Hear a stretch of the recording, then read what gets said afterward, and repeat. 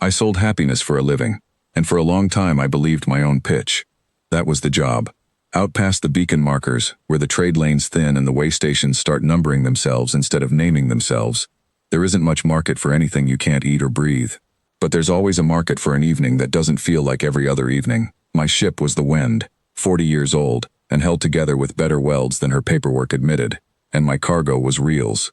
Old broadcast recordings, salvaged and restrung. Sunrises from worlds the buyer would never see. Orchestras that had stopped playing before the buyer was born. A woman's voice reading a bedtime story in a language half my customers didn't speak but wanted to hear anyway. I didn't sell comfort. I sold the shape of it. People paid for an hour of somewhere else.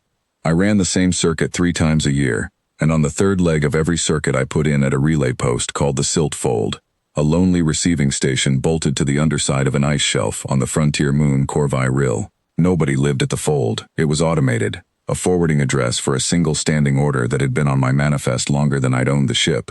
Once a season, 4 reels, the same 4, no substitutions, paid for out of an escrow account nobody had ever adjusted. I used to joke to my engineer Priya that whoever kept that order alive must have died decades ago and left the payment running out of habit. Maybe they just really liked those 4 reels, she said, the last time I said it. I filed the fold under quirks and stopped thinking about it. The way you stop thinking about a hum in an engine that's always been there. That was the mistake. Not malice. Just the ordinary carelessness of a man who thought he already understood what he was carrying. I want to be honest about how easy that carelessness was. I had a whole circuit of customers who never varied their orders.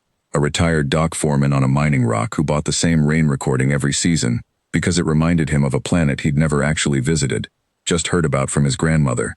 A pair of newlyweds on a supply platform who wanted the same wedding march recut a dozen different ways because neither of them could afford a real one. Habit was the whole business. People don't buy comfort to be surprised by it. They buy it because it's the same shape every time, a groove worn smooth enough to lie down in. So when the fold's order came through unchanged, season after season, I filed it exactly where I filed everything else that never varied, under people who knew what they liked. I never once asked myself who was actually receiving those 4 reels, or why an automated relay post with no listed residents needed comfort broadcasts at all. That's the kind of question that only occurs to you after you've stopped being able to avoid it.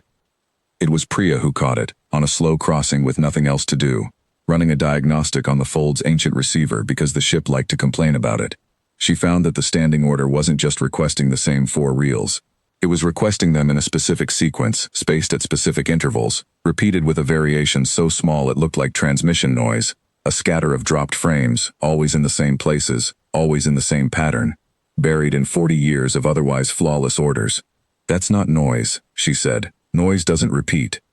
We ran it slow, frame by frame, and underneath the sequence was a rhythm, not words, a pulse, patient and structured. The kind of thing you'd only notice if you already suspected you were supposed to be listening for something. I didn't have the tools to translate it. I had the sense, finally, late, to stop treating the fold as a customer and start treating it as a voice. I filed what we'd found with the nearest human relay authority, not because I expected anything to come of it. The fold wasn't on any registry that obligated help. It belonged to no charter, no colony compact, no rescue clause anyone had signed. But because 30 years of hauling other people's comfort had at least taught me not to leave a real cry lying next to a fake one and call them the same thing. I didn't hear back for 2 weeks. I assumed that was the end of it.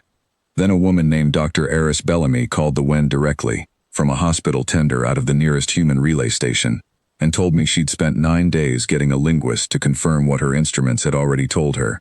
The pattern was breath count, not a message in words, a colony, somewhere under that ice, counting itself. Counting how many were left, on a cycle timed to outlast whoever was listening. She didn't ask my permission to go. She told me she was going, and asked if I'd take her in, since the Wind already had clearance to dock at the fold, and her tender didn't. There was no fleet behind her, one tender, the Halcyon's Hand, crewed by 6 people and a spare set of thermal drills, diverted off a supply run with no authorization beyond her own signature on the log. I asked her once, over the crossing, whether anyone above her had signed off. Someone will ask me that after, she said. Right now it's just a question of whether we get there before the ice does. We found them under 6 kilometers of shelf, in a fold of open water the ice hadn't yet closed. The Osceoline Deep Song, a long-bodied, blue-gray people who lived their whole lives in water and passed their language to one another as song, carried body to body through the current, and, when the water iced over above them, through the ice itself. 40 years ago, a shelf collapse had sealed their channel off from the open sea their migration depended on. No distress call they could send would carry through vacuum. So they had done the only thing available to a species that speaks in sound. They had folded their counting into the one signal that still reached anyone. 4 reels of somebody else's sunrises, ordered and reordered every season, patient as tide, for 4 decades. Bellamy's linguist worked out the rest of it on the crossing in. The 4 reels weren't the message was in what the Oscilline had learned to do with them, dropping specific frames on a specific cadence, the way a person taps a rhythm against a wall they don't expect anyone to be listening through, out of the discipline of hoping rather than any real expectation of an answer. 40 years of a colony teaching its children, one generation to the next, to keep tapping anyway. The pattern hadn't drifted once in 4 decades, not by a single frame, and that was the detail that convinced Bellamy fastest. A signal that precise for that long isn't habit. It's a species refusing to let its own proof of life go slack, in case the 1 year it did was the year someone finally checked. I stood at the edge of that fold of black water with Bellamy's crew and watched them work, and there was nothing about it that looked like a rescue in the way I'd have pictured one. No fleet lighting the sky. No dramatic entrance. Just 6 tired people in cold weather gear running drill lines and heat taps into a shelf that didn't want to let them. Working 18-hour shifts to reopen a channel wide enough for a species to breathe its own ocean again, while the Oscilline gathered at the edge of the widening water and sang, not at us, exactly, around us. A sound I felt more than heard, in the plating under my boots. Their eldest came up once, near the end, in the shallow water at the drill line, and looked at me the way you look at someone you've been thanking for 40 years without knowing their face. I don't know her name in any way I could pronounce it. I know the sound she made when the channel finally opened and the current pulled through clean for the first time since before I was born, and I know I will never hear anything like it again, and will spend the rest of my life a little poorer for that. Bellamy filed her report as a routine ice survey diversion. Nobody above her ever asked the question she'd been braced for. The Fold's standing order canceled itself the next season. The account finally closed, the way an old debt closes when it's finally paid rather than forgiven. I still run the same circuit.